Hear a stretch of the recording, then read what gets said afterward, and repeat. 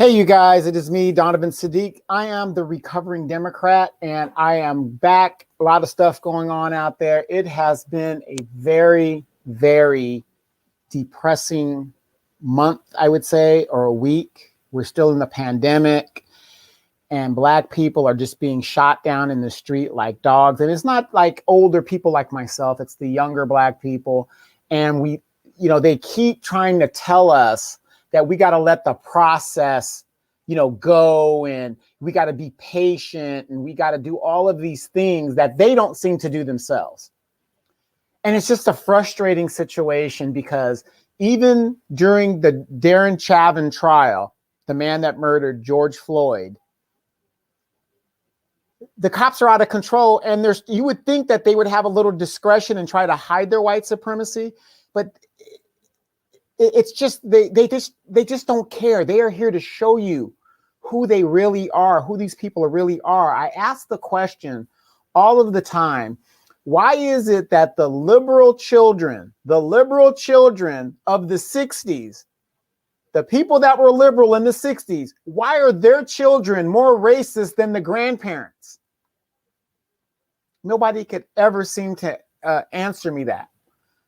But these were the liberals that were marching with King and all that. Why are their kids so damn racist? None of this stuff, in my opinion, will ever change until white people get up off of their asses and start checking white people about white supremacy. Because what is probably going to happen is you can only kick a dog so much before it bites you back. And that's in anything. You can only poke a bear so much before it attacks you. You could write all the gun legislation you want. People already have guns, legal or illegal. There are more people out here that are non-white than there are people that are white. I mean, it is just draining as more shootings happen. You just become so desensitized, and it's just. So anyway, you guys, again, my name is Donovan Sadiq. I am the recovering Democrat. A lot of people have asked me, what does that mean, a recovering Democrat? Have you heard of a recovering alcoholic? Well, use that and apply it to politics. So if I'm a recovering Democrat, I am a person that was a Democrat for a very long time. I didn't know why. All I knew was my parents were Democrats and stuff like that. And I kept voting Democrat. And I want to keep voting Democrat, but I know doing so is not good for me. Doesn't mean that I'm a Republican. I'm definitely not a Republican. I didn't vote for Trump. I didn't vote for Biden. I vote my interests and my interest only, and my family's interest and my pocketbook. That's what I vote.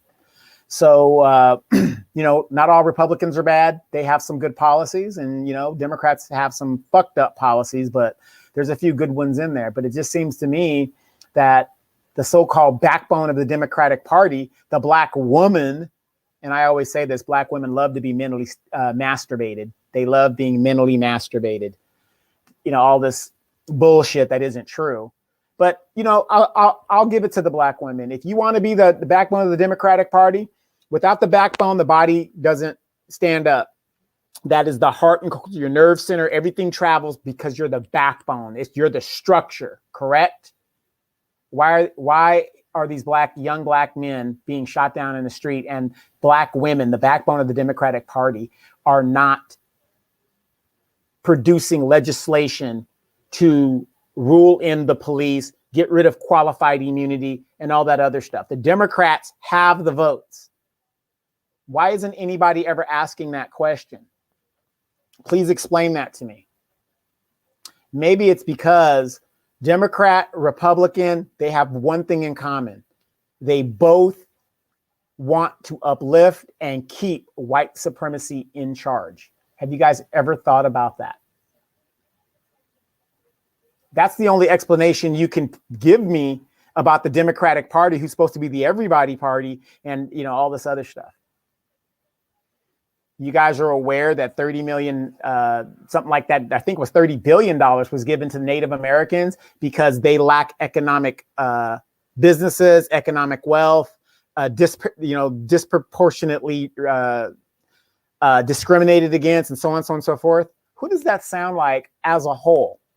Sounds like black people don't, but they were given $30 billion and the Democratic Party, not one politician said anything about it. It was passed very quietly in the night. The Black Assembly, which is controlled by black politicians of New York, the Black Senate, which is controlled by politicians of New York, passed a bill to give every undocumented citizen, illegal citizen, $15,600 for the wages they've lost in the last year. A legal citizen got less than $3,000 from the federal government from losing jobs at no fault of their own. This is Democratic policies. Here in California, same thing. What country do you go to if you're there illegally that you have access to resources that you are not legally entitled to have access to? And yet the Democrats cater to these people, which half of them vote Republican anyway. So anyway, you guys, welcome to my series. A lot of people have been asking me about it. A lot of people aren't even aware what the Congressional Black Talkers do. Do you guys realize the Congressional Black Talkers, which is the Congressional Black Caucus, which they should call themselves the Everybody Caucus, because they don't do shit for black people.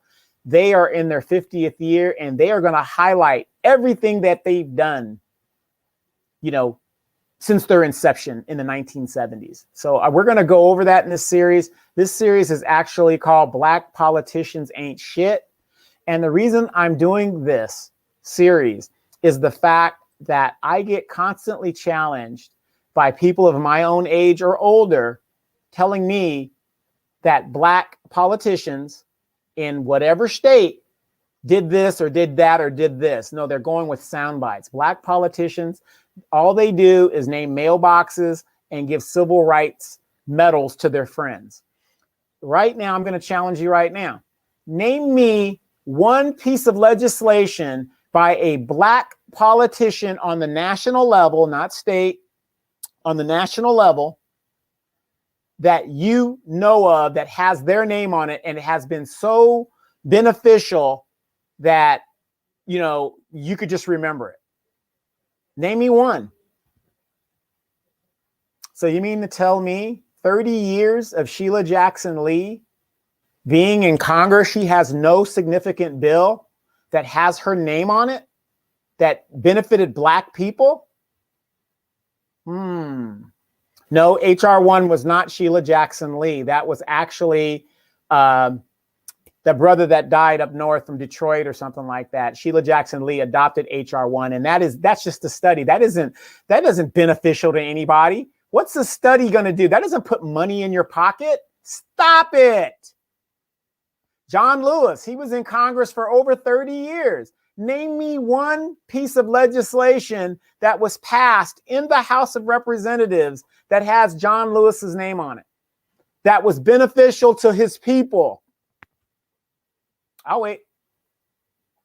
Yeah, that's what I thought. And it's not about black and white, you guys. Please do not get that misconstrued. I believe, what is the point of having a black representative if that black representative won't do anything for black people? What is good of being the first black to do this? I'm the first black to do that. What good is that if you don't do anything for the very people that put you in office? I know a lot of you guys will say, well, you need to vote because, the candidate is good. Okay. Logic. We're going to use Spock logic, okay? Take your feelings and emotions out of it. Most black candidates get elected to Congress by majority vote of black people. Most Asian representatives get voted into Congress by people that look like them. Most Hispanics get voted in by people that look like them. Show me where a all-white constituents voted a candidate that did not look like them. It doesn't happen. It's not human nature. So stop it. Stop it. Okay? You're falling for the okie doke. You're falling for the feel good thing and all this other stuff. So I'm going to go through this series, and definitely I'm going to call out members of the Congressional Black Caucus, which I've done on my podcast. But the thing is, the podcast is great to talk about it and everything, but a lot of people don't believe it. So you have to see it to believe it. And I'm going to show you their record. This is their record.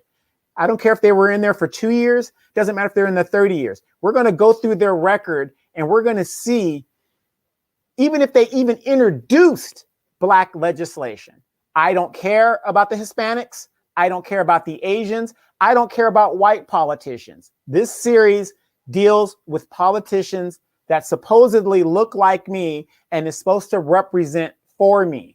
But as you guys have noticed, and a lot of people have noticed, the Democratic Party, who depend on Black votes to secure the White House, is not delivering for Black people at all. Joe Biden said, you stood by me, I'm going to stand by you. And all you people that we're talking for, ooh, get them to the polls, hoes to the polls, vote blue no matter who. We got to get Trump out of there. Well, you got what you wanted, and it seems to me it's worse. In less than, Biden's been in office for about 100 days now, there's been 34 mass shootings. You didn't have that number under Trump. I'm not saying Trump is any better. That ain't what I'm saying. Republican, Democrat, same wing on the same, two different wings on the same bird. White supremacy is its premise. Donald Trump was a Democrat, a lifelong Democrat that posed as a Republican, just like you have Joe Manchin, a Republican that poses as a Democrat. Dianne Feinstein, a Democrat that's actually a Republican. What do all of these people have in common? White supremacy. But I'm concerned about Black voters, Black representation. What is the point of voting for these people and they don't do jack shit for us? So let's get into it. This is going to be my intro series, because people want to see you could tell people all day, but they want to see what you're talking about because they just can't believe it. And they're not willing to do the work. Black people are not politically mature enough to understand what they're doing. Thus, these parties take advantage of people who just go with sound bites. They don't really know what's going on. They don't care. As long as there's a Black face, they think everything is fine. But yet, you have Democratic representation for 40, 50 years in a city like Detroit, and it completely implodes. Then the Black representative gets in there, fixes it, leaves. Then the white guy comes back and runs it right back into the ground again. But when the Black guy comes back to fix it, he's back to fix it for everybody. It is statistically proven that when a policy of everybody is incorporated, Black people are the least to benefit from any program that incorporates everybody. And that's what these Black politicians don't seem to understand. We have Black people being shot down in the street, outright murdered, not only in the street, in their homes, jogging, walking in neighborhoods, within the military, and no Black politician even dares to speak out. So we're going to talk about this real quick, and I'm going to show it to you. So give me a quick second. I'm going to share this screen, and we're going to talk about the Congressional Black Talkers, okay? We're going to talk about them. So let's do this intro here. Okay, you guys, if you guys can see that, this is the webpage for the Congressional Black Talkers. And the lady that you see on the screen there, she is the new chair. Okay. And it's just amazing. It is amazing. So yeah, we're on. And just give me a second here. I would like to share this with some people real quick while we got a chance. So let me put this on Facebook so some people can see me doing my thing. And if you guys, do me a favor, if you get a chance, please share this on your site so we can get the word out. I mean, I don't want you guys to think that I'm just this paranoid person that just keeps, saying all these things, but I do get offended when people think that I'm just pulling shit out of the air. I'm going to show you exactly what these people do. So this is the chair of the Congressional Black Caucus. So let's read it. Welcome from the chair. We encourage you to visit the site frequently to learn more about the ways in which we are fighting for racial and social justice. When did you hear any Black congressional person call a news conference on a national network and express their outrage? They're silent. Protecting and expanding voting rights. Wow, you guys are expanding voting rights, but states are restricting them. So how is that true? And you're letting them do it. Federal law supersedes state law if the laws are similar or in the same vein. That's what we fought a civil war over, states' rights versus centralized federal rights. So how are they expanding voting rights when they are willy-nilly letting states restrict them? Ensuring full and equitable participation on our economy and helping to fight against the COVID-19 pandemic. Economically, Black people have lost 40% of their businesses since the start of COVID. Where is the legislation for Black people to be made whole for the businesses that were lost? Non-citizens were given $15,600 for wages that they might have lost during this COVID. Asians have been given monies for businesses that they may have lost, codified in the law that they help pass. Where is the specific Black bill to address Black businesses that were wiped out? $30 billion was recently given to Native Americans who suffer from economic discrimination and all of the likes that is similar to Black people. They were recently given $30 billion. Where is this money coming from? But Black people have to get a study on reparations.